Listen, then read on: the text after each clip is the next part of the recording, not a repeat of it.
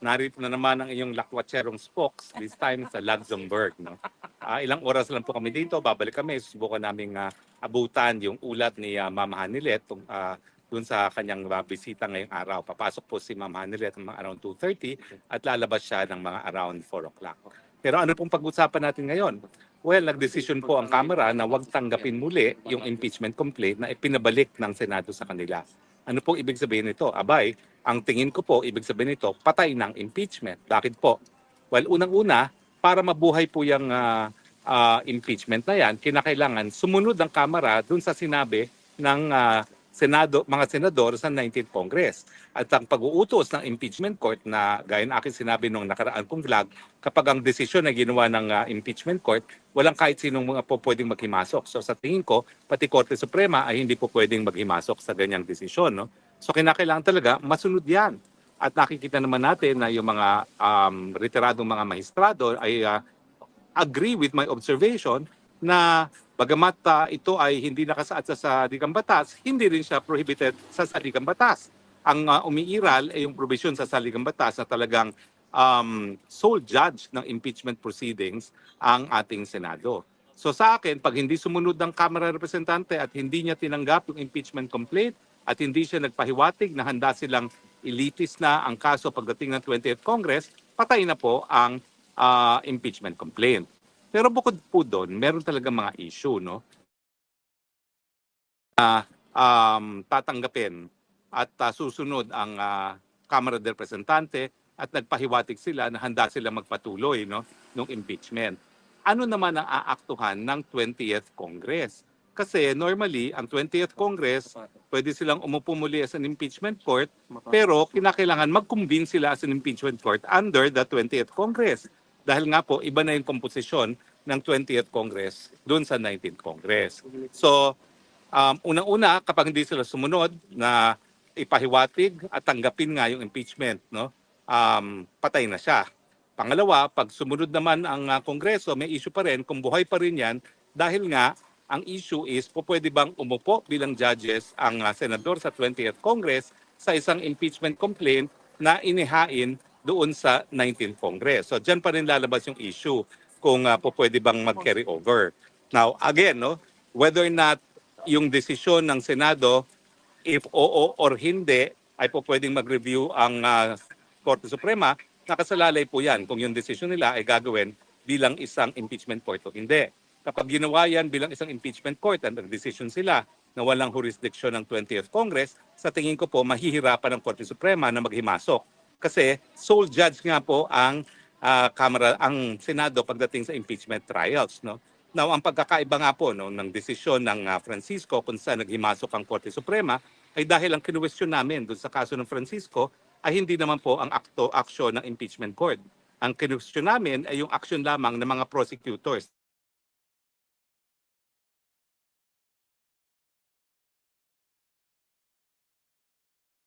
Ang naghain ng, sorry po, may tumatawag eh. Sana wag nang tumawag uli no, dahil pinatayan ko na siya.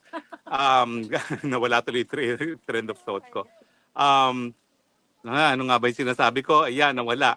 So, yung sa Francisco, ang kinwestiyon namin ay desisyon ng Kamara na maghain ng pangalawang impeachment complaint matapos sa loob ng isang taon lamang. No? At sinasabi nga ng Korte Suprema na that is barred kasi pinagbabawal ang multiple filing of impeachment complaints within 1 year. Now, so una, kapag hindi sumunod ng Kamara de Representante sa sinabi ng 19th Congress na Senado, patay siya. Pag sumunod sila, may issue pa rin. Pwede bang aktuhan ng 20th Congress ang isang impeachment complaint na hinain ng 19th Congress? So, yan po talaga yung issue na dapat ma-review. Pero nga, yun nga kapag ang impeachment court ay nag-decide na wala silang jurisdiction o meron man silang jurisdiction, hindi po pwedeng makwestiyon na po yan dahil sole judge sila. Pero kapag ang Senado ay nagdesisyon bilang isang Senado, kung dapat ba sila mag-convene pa as an impeachment court, kasi po pwede naman na yung decision to convene as an impeachment court will be voted upon by the Senate, then yung decision ng Senado po pwedeng reviewin dahil nga po dun sa provision sa saligang batas na lahat ng akto ng mga ahensya ng gobyerno ay po pwedeng mapawalang bisa kung ito ay labag or sumusobra sa jurisdiksyon ng ahensyang yan. Yun po malinaw po ako yung decision whether not to convert into an impeachment court sa 20th Congress, yun ang po pwedeng ma-review ng Korte Suprema. Pero pag sila ay nag-transform na as an impeachment court at hindi na napigilan ito ng Korte Suprema, sa tingin ko, hindi na po pwedeng maghimasok ang Korte Suprema. So, ang tingin ko po, by and large, yung hindi pagtanggap ng Kamara de Representante ay pabor kay Vice President. Kasi yung mga kondisyon na sinet ng Senado ay mga kondisyon para nga makapagpatuloy ang paglilitis. At kapag hindi sila sumunod, dedo na, no? Finito. Now, tingin ko ang intention din talaga ng mga senador, kaya sila binalik yan, para magkaroon ng pagkakataon ang ehekutibo, ang presidente na pag-isipan kung talagang gusto nilang ituloy itong laban nito. Ang mensahe po ay malinaw, no? Madudurog ang ehekutibo si Marcos Jr. kung itutuloy itong impeachment trial neto. Unang-una, 18 ang bumoto para ibalik ito sa Kamara de Representante. Malinaw na sinyales na sa 19th Congress, wala talagang numero ang Malacanang. Now, meron bang numero sa 20th Congress? Well, sa tingin ko nga, dahil ni isang PFP, wala namang napanalo ang administrasyon, lalong walang numero sa 20th Congress. At siyempre, alam mo naman, bukod sa pera at bukod sa kasikatan, alam naman ng mga senador ang pulso ng bayan. At tingin ko, malinaw na malinaw sa kanila na wala na talagang suporta ang impeachment. At kung sila magpapatuloy, parang mangyayari sa kanila ay nangyari sa 19th Congress sa ilalim ng Tambaluslos. Ito yung hindi pinaniniwalaan at hindi pinaka-approve na ahensya ng gobyerno. So, ang aking fearless forecast, gagawa rin ng paraan ng mga senador na wag na ituloy. At kasama yan sa kanilang katungkulan. Alam naman natin na itong impeachment ay isang political exercise, no? So, yung whether or not to continue with it, whether or not kung magpapatuloy ang trial na yan, ay decision din ng mga senador kasi sila ay policy makers. At kung sa tingin nila na masama ang patuloy na pagkakahati-ate sa pamamagitan ng impeachment trial na yan, dapat respetuhin natin yan. Dahil kaya nga ibinigay ang katungkulan para maging sole judge sa lahat ng impeachment complaints ang Senado ay dahil sila magdedesisyon hindi lang sang-ayon sa batas, kundi sang-ayon sa anong pinakamabuti sa interes ng taong bayan. Huwag natin kakalimutan yan. No?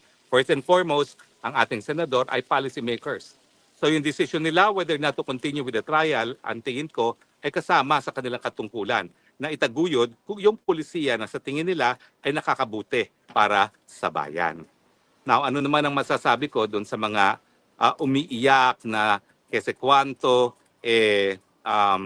nagkaroon ng paglabag sa saligang batas, sa pagre-remand? Well, magdemanda kayo. Tignan natin. Ayaw niyong maniwala dun sa aking paninindigan na ang desisyon ng impeachment court ay hindi dapat reviewin ng kahit sino dahil sila ay sole judge.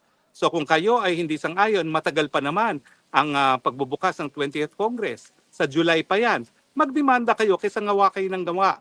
Yung mga antivirus dyan na nagpapapansin dahil ambisyon maging presidente, magdemanda ka nang makita ng lahat na talagang ang dapat maging presidente, alam ang batas. Dahil pag ikaw nagdemanda, tingin ko, sesem lang ang mukha mo dahil i-dismiss lang yan ng Korte Suprema. So go ahead, mag-file ka ng maintindihan ng bayan na kinakailangan naman, bagbat hindi requirement na abogadong presidente, kinakailangan naman alam ang batas. At ang iyong asta ay talaga napapakita na hindi mo alam ang batas. Mantakin mo, sinasabi mo na kinakailangan mag-proceed ang trial kaagad dahil kinagagamit ang word na forthwith. Hindi mo naman maintindihan na ang forthwith naman, nakasalalay yan kung kailan naman sinumite ng Kamara de Representante yung kanilang impeachment complaint sa Senado. Kung wala na talagang oras at patapos na ang Kongreso, paano naman sila magpapatuloy? Wala nang oras. At yun nga po bagamat may desisyon ang sinabi na ang Senate ay isang continuing body dahil 12 senador ay palaging nakaupo dyan every 3 years, ang katunayan, yung 12 yon inutil kapag hindi pa nanunumpa yung pangalawang 12. Bakit? Kasi wala silang quorum to conduct official business. Hindi gaya sa Amerika na at all times ang Senado ay merong quorum. More than half ang mga nakaupo. Kaya po pwedeng mag-function ng Senado miski natapos na yung termino ng ilan sa kanila. At hindi naman yan po ang kaso dito sa Pilipinas. Well, anyway, nagkaroon nga pala po ng petition na ang ating Tatay Digong para sa kanyang provisional release. No? Hindi po binanggit yung bansa kung saan siya po pwedeng magkaroon ng provisional release, pero hindi po yan sa Pilipinas. Yan po sisiguraduhin ko kasi hindi na po tayo miyembro ng ICC. Pangalawa, yung mga grounds naman po ay malinaw, no? Hindi na po flight risk ang Tatay Digong. Dahil kung flight risk naman siya, anong gagawin niya? 80 anyos na yan, no? Pangalawa, wala naman siya sa posisyon na gumawa na kahit anumang krimen.